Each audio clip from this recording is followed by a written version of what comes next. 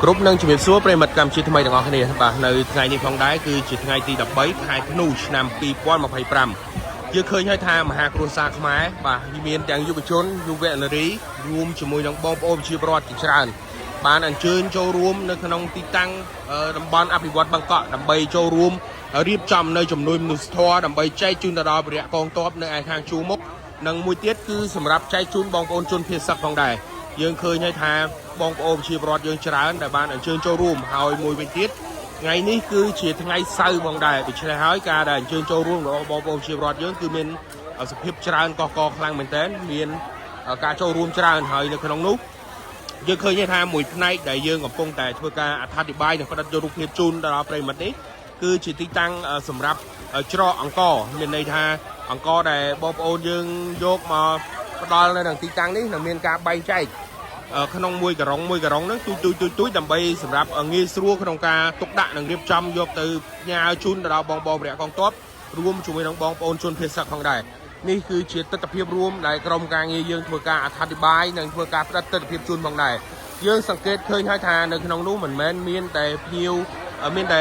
บอมโอนโปรดมาอย่างที่เมียนอย่างโปรดจุนเชียร์บอร์เต้ก่อบานอันเชิญโจรวมในหนังตีตังตั้งทางเลยในฟองได้แต่ในขนมลำบานอภิวัตบางเกาะเป็นมาตุรกันให้ชนยื่นส่งเหมือนเชียร์ได้ทานเหมือนแมนเมียนแต่มวยตีตังนี่เต้แต่บานเรียบจำในการบันทึกที่ร้านđại ban ở riệp trăm từ tua nơi ẩm nao chấm nuôi nút thoa nên cứ miền tràn tì tăng mình tên nơi khăn ông khum sa đi thành Phnom Penhហើយនៅក្នុងនោះមានទាំងតាមបណ្ដាខណ្ឌនិងសង្កាត់ដែលនៅជិតលោកអ្នកក៏មានដែរហើយនៅក្នុងសាលារាជធានីភ្នំពេញក៏មានការទទួលរៀបចំនៅកម្មវិធីទទួលអំណោយមនុស្សធម៌នេះផងដែរយើងឃើញថាទស្សនវិជ្ជានៅក្នុងទីតាំងខាងលើទោះជាមានការហត់នៅយ៉ាងណាក៏ដោយក៏ពលរដ្ឋយើងបាទយុវជនទាំងអស់បានចូលរួមយ៉ាងច្រើនហើយទឹកមុខយ៉ាងសប្បាយរីករាយផងដែរយើងក៏លេខទៅមើលមួយជ្រុងទៀតបាទនៅពេលបន្តិចទៀតយើងនឹងធ្វើការអត្ថាធិប្បាយនិងផ្ដិតយករូបភាពនៅផ្នែកមួយចំនួនទៀតដែលជាទីតាំងរៀបចំនៅខាងក្នុងនេះផងដែរយើងសូមបញ្ជាក់ថានៅក្នុងស្តង់ដ៏ធំនេះបាទមហាគ្រួសារនេះមិនមែនមានតែមួយទីតាំងទេតែមានការរៀបចំនេះគឺមានការបែងចែកគ្នាបាទកន្លែងម្ដុំដែលយើងធ្វើការអត្ថាធិប្បាយនេះគឺរៀបចំអង្គនិងស្បៀងអាហារគ្រប់ប្រភេទដើម្បីចែកជូនផងដែរហើយខាងមុខនេះគឺជាកន្លែងច្រកអង្គបាទបន្តិចទៀតខ្ញុំនឹងមើលផ្ដិតយកទស្សនវិជ្ជាផ្សេងទៀតដើម្បីចែកជូនដល់ប្រិយមិត្តទូរទស្សនិកជនផងដែរបាទសម្រាប់មួយផ្នែកនេះផងដែរយើងឃើញថាជាទីតាំងសម្រាប់ទទួលសម្ភារៈពេទ្យហើយនៅក្នុងនោះបាទយើងឃើញថាបងប្អូនយើងក៏បានរៀបចំនៅខាងក្នុងរៀបចំជាកញ្ចប់បាទមានទាំងថ្នាំពេទ្យនិងបាទជាប្រភេទថ្នាំពេទ្យមានថាថ្នាំក្តៅខ្លួនថ្នាំក្អកថ្នាំផ្ដាសាយមានជាច្រើនមុខទៀតហើយមានទាំងបង់រុំរបួសនិងរបស់របរផ្សេងដែលអាចប្រើប្រាស់ជាបឋមបានសម្រាប់ចែកជូនដល់បងប្អូនជនភៀសសឹកយើងផងដែរនោះយើងឃើញនេះជាកញ្ចប់ដែលគាត់បានរៀបចំរួចអស់ហើយបាទនឹងមានការវេចខ្ចប់ទុកដាក់ហើយមានបាទខាងមុខនោះយើងអាចដឹងថាជាប្រភេទថ្នាំអីខ្លះទេក៏ប៉ុន្តែយើងអាចមើលដឹងថានៅក្នុងនោះមានទាំងសម្លៃពេទ្យមានទាំងសម្ភារៈផ្សេងដែលអាចប្រើប្រាស់ប្រចាំថ្ងៃបានមានទាំងបង់រុំរបួសបាទថ្នាំក្តៅខ្លួនថ្នាំរ៉ាសាយនិងរបស់របរផ្សេងទៀតបាទដែលបានរៀបចំវេចខ្ចប់រួចរាល់អស់និងត្រៀមនឹងធ្វើការដឹកជញ្ជូនចេញទៅតែម្ដងបាទនេះហើយជាទស្សនវិជ្ជាដែលនៅខាងមុខដែលយើងធ្វើការផ្សាយចែកជូនដល់ប្រិយមិត្តទូរទស្សនិកជនផងដែរដូចបានអ្វីដែលយើងបានអត្ថាធិប្បាយខាងដើមអញ្ចឹងគឺសម្រាប់សម្ភារៈទាំងអស់នេះគឺពេលដែលបងប្អូនយើងយកមកនឹងមានការបែងចែកបាទមានថាខាងមួយផ្នែកថ្នាំពេទ្យនេះមកគឺមានតែរៀបចំតែថ្នាំពេទ្យសុទ្ធទេហើយមួយផ្នែកទៀតគឺរៀបចំអង្គស្បៀងនិងគ្រឿងឧបភោគបរិភោគផ្សេងទៀតផងដែរនេះគឺជាទស្សនវិជ្ជាមួយដែលយើងឃើញថាបងប្អូនយុវជនប្រុសស្រីយើងរួបរวมគ្នាក្នុងគ្រាមួយដែលប្រទេសជាតិកំពុងតែជួបទុក្ខលំបាកផងដែរដោយមានការឈ្លានពានពីប្រទេសជិតខាងផងដែរនៅក្នុងនោះយើងឃើញថាយុវជនប្រុសស្រីជាច្រើនបានឈរតម្រៀបជាជួរនិងធ្វើការជញ្ជូននៅសម្ភារៈផ្សេងទៀតបាទដូចជាគ្រឿងឧបភោគបរិភោគនេះគឺចូលមកខាងក្នុងស្តង់ដើម្បីត្រៀមនឹងរៀបចំជូនដល់ចែកជូនផងដែរនៅក្នុងនោះយើងសូមបញ្ជាក់ផងដែរថាចំនួនរថយន្តដែលបានដឹកជញ្ជូនចេញទៅយើងអត់ទាន់អាចសន្និដ្ឋានបានថាមានចំនួនប្រមាណនោះទេគ្រាន់តែដឹងថានៅពេលដែលសម្ភារៈទាំងអស់នេះរៀបចំរួចរាល់អស់នោះ នឹងមានការដឹកជញ្ជូនចេញទៅម្ដងម្លានទៅជាបន្តតែម្ដងដើម្បីចែកជូនដល់បងប្អូនជនភេសកនិងបងប្អូនវគ្គកងទ័ពផងដែរយើងសង្កេតឃើញថាមានខ្លះខ្យល់ផងដែរបើពេលមិនបាទ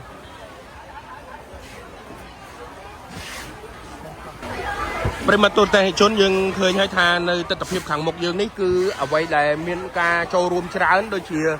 ទឹកត្រីទឹកស៊ីអ៊ីវមីនិងនំណែកផ្សេងទៀតក៏ប៉ុន្តែអ្វីដែលសំខាន់យើងសូមបញ្ជាក់ថា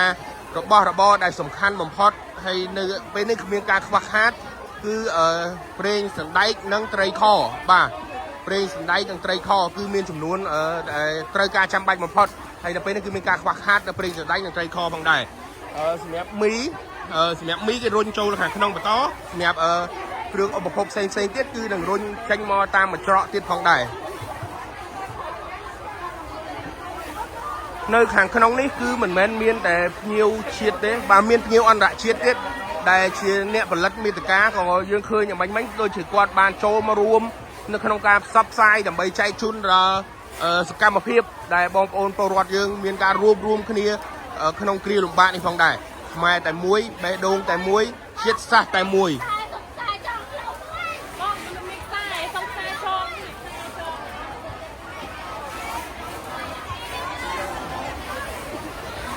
ប្រិមត្តទូរទស្សនិកជននៅទីតាំងចំណែកឯម្ខាងទៀតនេះគឺជាកន្លែងស្តុកបាទមានស្តុកទឹកស៊ីអ៊ីវទឹកត្រីប៊ីចេងអីហ្នឹងប្រិមត្តបាននៅខាងនេះហើយនៅក្នុងនោះមានស្តង់មួយចំហៀងទៀតគឺកំពុងតែមានការរៀបចំនឹងមមាញឹកហើយក៏សំខាន់តែភ័យទោសដែលយើងមិនអាចដើរកាត់នៅការដែលកំពុងតែធ្វើការពលរដ្ឋយើងកំពុងយុវជនយើងកំពុងធ្វើការមមាញឹកមែនតើដូច្នេះយើងអាចកាត់នៅពេលដែលគាត់កំពុងលើកអីវ៉ាន់ហ្នឹងគឺយើងអាចកាត់បានទេដូច្នេះយើងក៏សុំរកកន្លែងណាមួយដើម្បីអត្ថាធិប្បាយនិងធ្វើការបដិទិដ្ឋភាពជូនផងដែរអ្វីដែលសំខាន់ខ្វះនៅពេលនេះសំណូមពរដល់ពលរដ្ឋយើងមេត្តាជួយរៀបចំនៅប្រេងសណ្ដែកនិងត្រីខនេះគឺជាសម្រាប់សម្ភារៈដែលត្រូវការចាំបាច់បំផុតបាទយើងសាកសួរជាមួយនឹងបងនៅកន្លែងនេះគាត់ថាចំនួនប្រេងសណ្ដែកបាទប្រេងសណ្ដែកនិងត្រីខគឺមានចំនួនតិចដូច្នេះត្រូវការចំនួនច្រើនហើយក៏មានការខ្វះខាតច្រើនដូច្នេះសំណូមពរឲ្យមានការចូលរួមជួយបរិច្ចាគនៅប្រេងសណ្ដែកនិងត្រីខផងដែរបន្តិចទៀតយើងនឹងរកឃើញយើងទៅមើលទស្សនវិជ្ជាផ្សេងទៀតដែលនៅក្នុងនោះយើងនឹងផ្ដិតយករូបភាពភ្ញៀវបរទេសដែលបានអញ្ជើញចូលរួមនៅក្នុងទីតាំងខាងលើនេះនិងជាអ្នកផលិតមាតិកាផងដែរដែលបានអញ្ជើញចូលរួមនៅក្នុងនោះយើងសង្កេតឃើញថាមានអ្នកផលិតមាតិកាយើងម្នាក់គឺខាងខេមខាក៏បានអញ្ជើញចូលរួមនៅក្នុងទីតាំងនេះកំពុងតែជួយម្នាក់ម្ដាយម្ជើងជាមួយនឹងបងប្អូនយុវជនយើងផងដែរ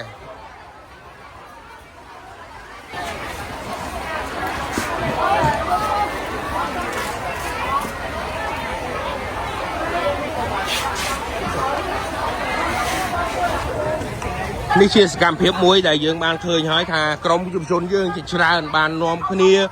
ជួយបាទទាំងកណ្ដាលថ្ងៃតែម្ដងបាទទោះជាមេឃក្តៅយ៉ាងណាក៏មិនអាចជាផលរំខានមួយសម្រាប់គាត់ផងដែរបាទដោយសារតែជាទឹកចិត្តមួយខ្មែរស្រឡាញ់ខ្មែររួបរวมគ្នាក្នុងគ្រាលំបាក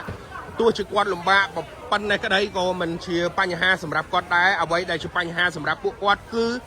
បងប្អូនវីរៈកងទ័ពនៅឯខាងជួរមុខរួមជាមួយនឹងបងប្អូនជនភេសកបាទកំពុងតែជួបផលលំបាកខ្លាំងជាងពួកគាត់កំពុងតែឈរ5ថ្ងៃជញ្ជូនអីវ៉ាន់នេះទៀតបាទសម្រាប់ផលប៉ះពាល់បន្តិចបន្តួចប៉ុណ្ណេះគឺគាត់អាចនៅទ្រាំបានហើយចោះទម្រាំតែបងប្អូនជនភេសកនិងបងប្អូនបងវីរៈកងទ័ពនៅឯខាងជួរមុខតើការលំបាករបស់គាត់កម្រិតណាដូច្នេះហើយគឺនេះគឺជាការលះបង់មួយសម្រាប់យុវជនយើងនៅឯខាងគេហៅថាជួរក្រោយបាទតបជួរក្រោយគឺកំពុងតែជួយបំពេញការងារនេះយ៉ាងមមាញឹកផងដែរបាទអ្នកខ្លះជួយជូនអង្គអ្នកខ្លះទៀតបាទគាត់អត់បានជូនអីក៏គាត់បានជួយបក់បាទដើម្បីផ្ដល់ជាកម្លាំងចិត្តនិងឲ្យបងដែលកំពុងឈរ5ថ្ងៃនេះបាទខ្លាចគាត់ស្អប់ស្អាប់ឬក៏ដួលស្លាប់អីហ្នឹងបាទគឺផ្ដល់ខ្យល់ឲ្យគាត់ផងដែរជួយបក់ជួយអីនឹងប្រិមិត្តបាទសម្រាប់សម្ភារៈទាំងអស់នេះគឺនឹងត្រៀមរៀបចំឡើងទៅលើរថយន្តតែម្ដងប្រិមិត្តបាទគឺឡើងលើរថយន្តនៅពេលដែលរថយន្តដឹកសម្ភារៈស្បៀងអាហារនេះពេញនឹងមានការចេញដំណើរឆ្ពោះទៅកាន់ទីតាំងដែលកំពុងតែជនភេសកកំពុងតែត្រូវការ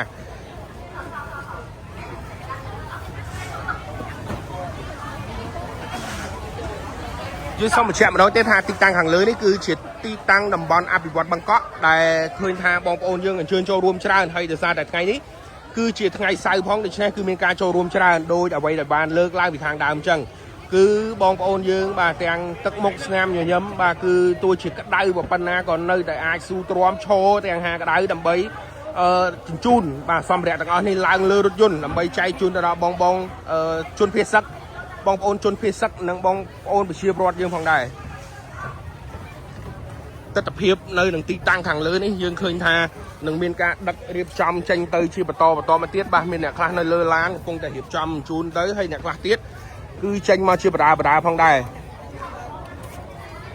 គិតមកទល់ពេលនេះជនភៀសសឹកដែលកំពុងតែរងគ្រោះគឺមានចំនួនរហូតដល់ជាង 20,000 នាក់ឯណោះដែលបានរងគ្រោះដោយសារការវាយប្រហារពីកងទ័ពសៀមផងដែរហើយក្នុងនោះបាទបងប្អូនប្រជាពលរដ្ឋស្លូតត្រង់របស់យើងគឺបានរងគ្រោះ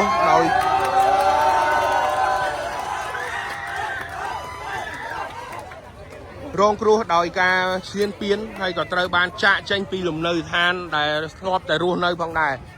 ទស្សនវិជ្ជាខាងលើនេះអាចឆ្លោះបញ្ចាំងឲ្យឃើញថាការដែលបងប្អូនយើងជួយគ្នាក្នុងគ្រាលំបាកនេះអាច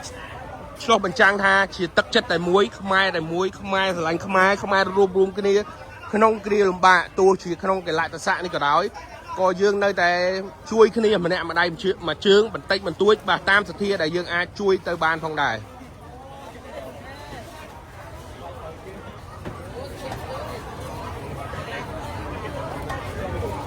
ប្រិមត្តទស្សនិកជននៅក្នុងទស្សនវិជ្ជាខាងលើនេះយើងនឹង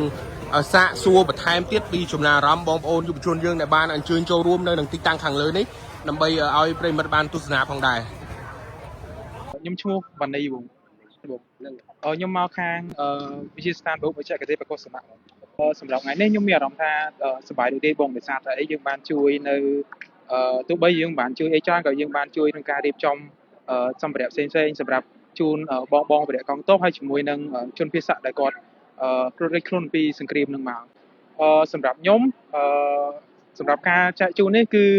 ផ្ដល់ផលល្អបងសម្រាប់ដោយសារតែពួកគាត់រត់ចេញមកគឺដោយសារតែពួកគាត់មានភាពខ្វះខាតហើយណាមួយគឺគាត់បានត្រៀមទុកក្នុងការសង្គ្រាមនឹងកើតឡើងអញ្ចឹងហើយរាល់សម្ភារៈឬក៏បានដែលរៀបចំឲ្យគាត់នេះគឺមានផលប្រយោជន៍សម្រាប់គាត់ខ្លាំងមែនទែនហើយទី2សម្រាប់ផ្ដល់ជំនួយដល់វិរៈកងទ័ពយើងបន្ថែមនេះដែរគាត់មានកម្លាំងក្នុងការតតាំងជាមួយនឹងសត្រូវដែលមកឈ្លានពានសម្រាប់ខ្ញុំគឺទី1ខ្ញុំជូនពរឲ្យខាងបងប្អូនវិរៈកងទ័ពយើងដែលគាត់អាចក្លាហានការពារទឹកដីនឹងសូមឲ្យគាត់មានសុវត្ថិភាពយកជ័យជំនះពីខ្មាំងហើយការពារមរណភាពទឹកដីយើងរឹងមាំហើយទី2ជូនពរឲ្យបងប្អូនជនភៀសឬក៏បងប្អូនបងប្អូនទាំងអស់គ្នាដែរគឺមានសុខភាពល្អទាំងអស់គ្នាបាទខ្ញុំឈ្មោះភិលីហៅថែមខាខ្ញុំថ្ងៃនេះគឺជាអ្នកស្ម័គ្រចិត្តនៅទីនេះជា core team នៅក្នុងការដែលជួយ support ផ្នែកខាងមុខបាទហើយយើងមាន core team ជាច្រើនទៀតដែលមានចូលទៅជួរមុខហើយក៏ដូចជាមានអ្នកនៅរៀប stock ហើយក៏មានអ្នករៀបអីវ៉ាន់ពិសេសហើយក៏ដូចជា core management team ផងដែរអញ្ចឹងដោយឡែកចំពោះចំណាប់អារម្មណ៍ខ្ញុំទៅកាន់បងប្អូនទាំងអស់គ្នាដែលនៅជួរមុខគឺខ្ញុំសូមលើកទឹកចិត្តដល់បងប្អូនទាំងអស់គ្នាដែលនៅជួរមុខថាកុំបារម្ភនៅខាងក្រោយគឺមានពួកខ្ញុំដែលកំពុងតែចាត់ចែងចំពោះតែប្រឹងប្រែងដើម្បីឲ្យអស់លទ្ធភាពមិនថាយ៉ាងណាគឺពួកខ្ញុំនឹងយកជំនួយទៅជួយឲ្យបងប្អូនទាំងអស់គ្នាឲ្យបានច្រើនបំផុតតាមដែលអាចធ្វើបានតាមលទ្ធភាពដែលអាចធ្វើបានហើយពួកខ្ញុំសន្យាថារាល់អីវ៉ាន់ទាំងអស់នេះជាមួយនឹងអ្នកទាំងអស់គ្នាដែលជឿជាក់លើពួកខ្ញុំគឺពួកខ្ញុំនឹងបញ្ជូនចេញឲ្យបានលឿនបំផុតហើយក៏អរគុណមែនទែនដល់អ្នកឧបត្ថម្ភនានាមិនថាអ្នកឧបត្ថម្ភជាអីវ៉ាន់មិនថាអ្នកឧបត្ថម្ភជាថវិកាមិនថាអ្នកឧបត្ថម្ភជារថយន្តគឺពួកបងសិតតែសំខាន់ហើយសំខាន់ជាងគេគឺបងប្អូនទាំងអស់គ្នាដែលគាត់បានគេហៅថាជុំជ្រែងជាកម្លាំងជាពិសេសគឺយុវជនតែម្ដងដែលនៅទីនេះហើយក៏ដូចជាបងសារព័ត៌មានក៏ដូចជាជនបរទេសហើយក៏ដូចជាប្រជាពលរដ្ឋខ្មែរទូទាំងពិភពលោកដែលគាត់បានជួយជុំជ្រែងរឿងនេះហើយរឿងនេះគឺយើងធ្វើយ៉ាងណាគោលដៅរបស់យើងគឺជួយអ្នកដែលងាយរងគ្រោះកុមារតូចក្មេងគ្រួសារដែលកំពុងតែមិនអាចមានលទ្ធភាពសំបីទៅចលះមិនអាចមានលទ្ធភាពសំបីទៅចលះបងអញ្ចឹងនេះគឺជារឿងមួយដែលយើងបន្ទាន់មែនទែនដើម្បីជួយឲ្យពួកគាត់មិនថាយ៉ាងណាក្នុងនាមយើងជាជាតិសាសន៍តែមួយឈាមជ័រតែមួយក្នុងពេលនេះគឺខ្ញុំសូមប្រកាសឲ្យបងប្អូនទាំងអស់គ្នារួមសាមគ្គីគ្នាចូលរួមជាមួយនឹងរាជរដ្ឋាភិបាលទាំងអស់គ្នាជឿជាក់លើថ្នាក់ដឹកនាំរបស់យើងថាប្រកាសណាស់យើងនឹងឈ្នះជនឈ្លានពានទាំងអស់នេះឲ្យតែយើងសាមគ្គីគ្នាហើយអ្នកណាមិនសំខាន់គឺគោលដៅរួមគឺប្រទេសជាតិនេះជាប្រទេសជាតិរបស់យើងទាំងអស់គ្នាអញ្ចឹងក្នុងនាមយើងជា កសិការបស់ប្រទេសជាតិគឺសាមគ្គីគ្នាបាទអរគុណបង